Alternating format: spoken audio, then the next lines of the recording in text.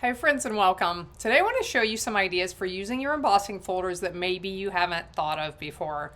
Let's get started. For all of these cards, I used this bundle right here. I absolutely love it. I can't wait for you to see how these cards come together. This also has an embossing folder that coordinates with it. You'll get to see it here in a little bit.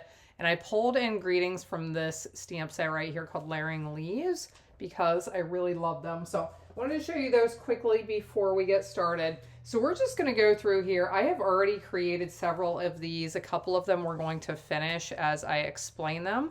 But I just wanted to have some of these already prepared to show you quickly. So idea number one, I have 6 different ideas that are unique for using embossing folders. The first one is to double emboss using 2 different embossing folders. So emboss using one and then emboss using the other one.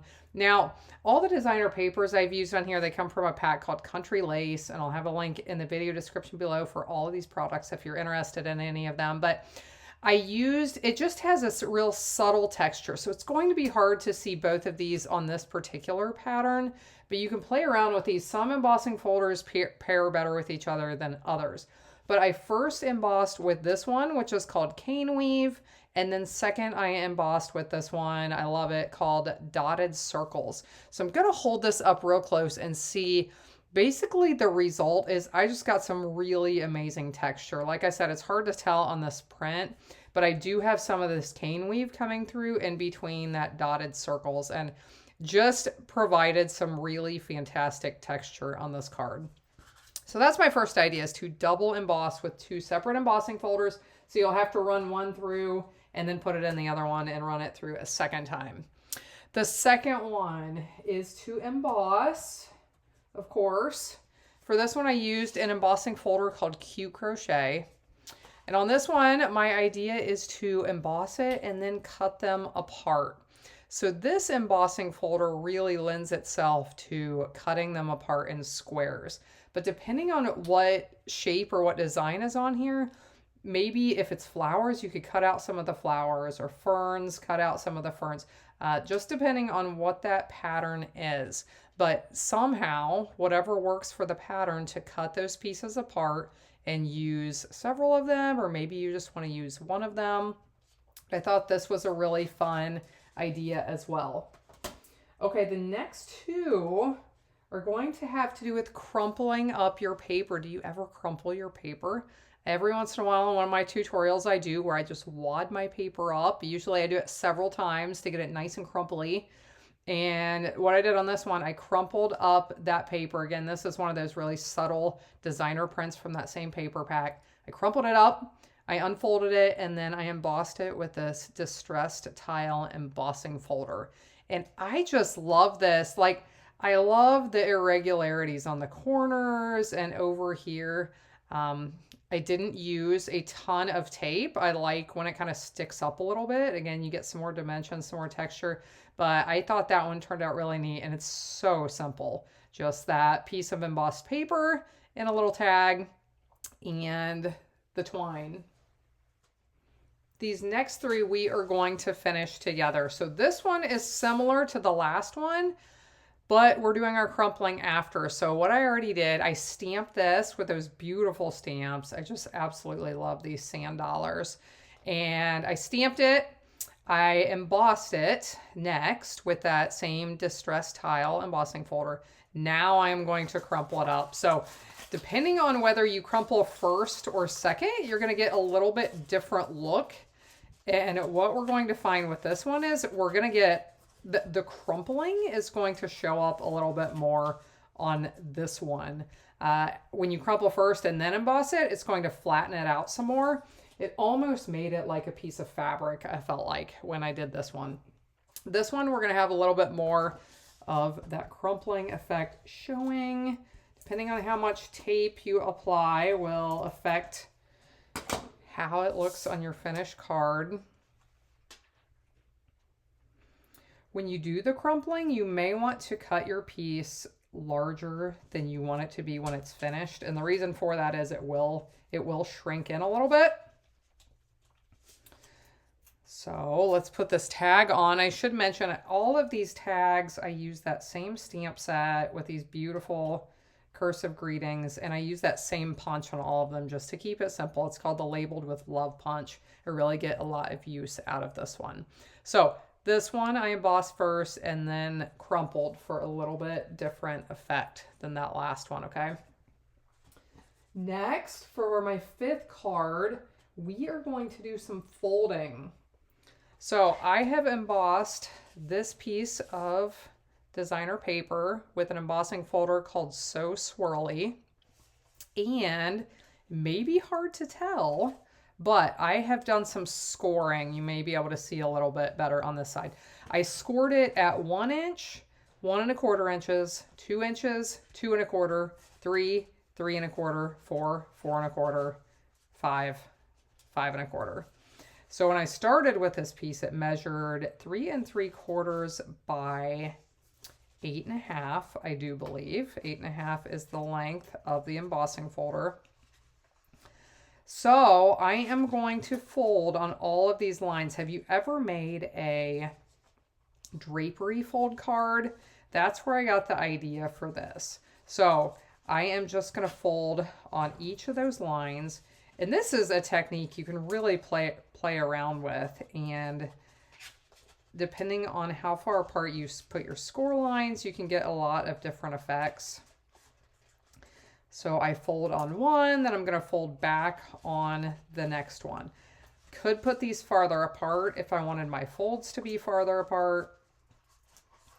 If you want to make this a little bit easier, when you have your embossing plus the scoring, some embossing folders are going to work a little bit better with this one than others. This one, a few of these are popping through because that paper has been stressed several times. But you could do your scoring first and your folding, score it and fold it first, then do your embossing, and it should be easier to get your folds back in here. But the end result is we can have this really cool piece for the background of our card. So what I can do is fold it all the way together to put my adhesive on the back, or if I want it to be a little bit more ruffly, I can kind of leave it spread out a little bit more. And I'm not sure which one we're going to do. We kind of play it by ear sometimes here as we craft together, but I'll fold it up, run some of my tape over the back.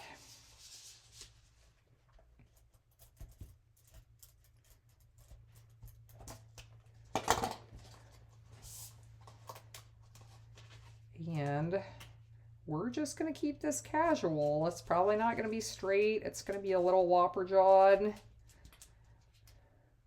That's kind of fun. Especially with these beach themed cards, I really like the casual, kind of rustic, all over the place.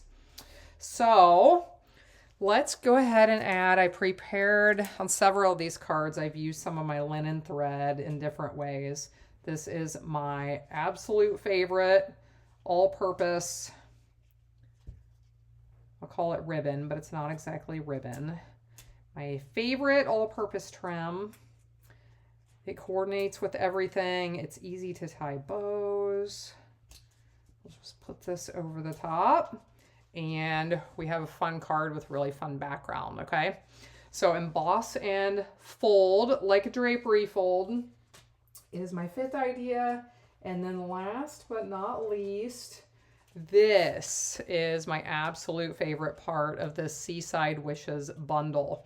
So the stamp set is part of it, of course, which you have seen already. You've seen some of these stamps that I use, the sand dollars and the starfish. This is a hybrid embossing folder. So the die, this die coordinates with the embossing folder. This die comes as part of the set that I already showed you. But what I did, I put my paper inside of here. I lined this die up until it locks in place over these sand dollars.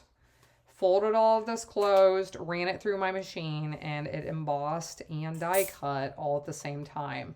So what I end up with are these 3 absolutely gorgeous sand dollars along with this background piece. So I'll hold these up a little bit closer so you can see them. So what we're going to do for this one, which this is kind of a favorite classic technique that I do quite a bit, is we are going to do a little bit of blending over top of these just to add a little bit more color. So I have my blending brush here and my Pebbled Path ink. Now my ink pad is getting a little low on ink, and I'll mention that because if it was freshly inked, I would be getting a lot more color on here, but I want it this way. I want just a little bit of that subtle color. Go around the insides of these to get some of that color, creating a glow coming outward from where those sand dollars will be on my finished card. And I'll put just a little bit on the tops of these to bring out that detail. So we'll get this third one done, and then we will get this assembled, which is going to go very quickly because if you haven't noticed, I'm keeping all of these cards very simple. So we'll put some tape on the back of this. I decided I wanted to use the background and then just pop those sand dollars up in the same places where they got cut out from. This is one of my favorite colors. It's called Pebbled Path. And I just love cards created with vanilla, very vanilla cardstock. I feel like I should use it more often than I do white because every time I use it, I love the way the cards turn out. But for whatever reason, I think just because I'm a creature of habit, a lot of times I stay with my white. Here's a little tip with your dimensionals. These are my absolute favorite dimensional. We have like the best dimensionals on the planet. If you've never used them, you should try a pack. But when you get to the edges where you have those big long strips, you can just cut them into small pieces and get the use out of the rest of them. Here, I'll bring in my take your pick tool. I show this thing quite a bit, but when you're ready to remove the paper backing from your dimensionals, this thing is awesome. You can poke it through, especially if you have a hard time with your hands or if your fingers don't want to cooperate or you have pain in your hands. This tool is really helpful. My other favorite way to use it is to use this sticky end to apply the gems on my card, and maybe we'll do that here in a second as well. So I am going to line these up exactly where they were. So it takes a little bit of fidgeting, right, to see where they fit. Now, we can put them exactly where they were or do just a little bit offset to get that shadow. I think I'll do just a little bit offset. So I'm going to bump them to the right and up just a touch. So because I did that blending on the background and it's a little bit darker, then these stand out a little bit more because they're lighter right here on top. Do have a tag prepared, and we are going to just leave this just the way it is, I think. May come back in later and add a bow, but we'll put that right here. Now, I talked about using this adhesive tip end to apply the gems, so let's do that. This is just like the best thing ever right here. So you don't have to do it with your fingers. I can apply these gems wherever I want them. This is a really nice pack of gems, by the way. They coordinate with almost everything since they're clear and just have that little gold shimmer inside. What are they called? They are called iridescent foil gems. So let's look at this up close. And you can see how this one came together. Isn't this gorgeous? And this was so easy. That's a very simple card right there. Do the embossing and die cutting at one time, add a little ink over top with a blending brush, a punch and a greeting, and here it is. Beautiful, right? So let's bring all of these back. We'll take a look at them real quickly And then I'm going to flip my camera around and we will chat like we always do. So here you go, 6 different ideas for using those embossing folders in some fun and creative ways. Do you ever get tired of doing hard things? Me too. A lot of you have seen this, but probably about 2 months ago, I felt like God was calling me to speak up about what was going on in the world. And just in our country and just start talking. So as many of you know, I started another channel. It's called Life with Anna Helman.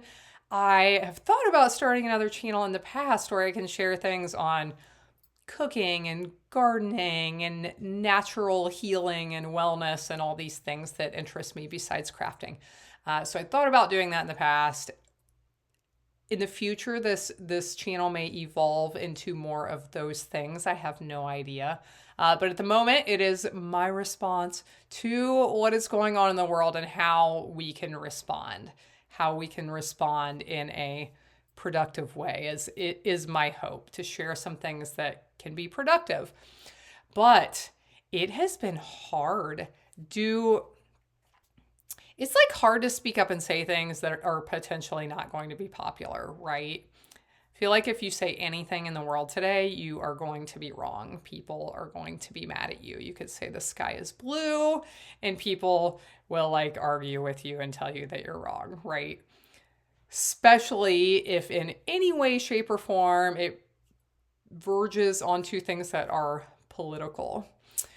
This is one of my things I've gotten kind of upset about or kind of fired up about, let's say, is that all these things have been labeled political that frankly just come down to like morals and values and family issues and American issues. And because we call them political, we're not supposed to talk about them or we're a bad person and we're going to make somebody mad, right? Anyway. It's been hard. It's been really hard for me.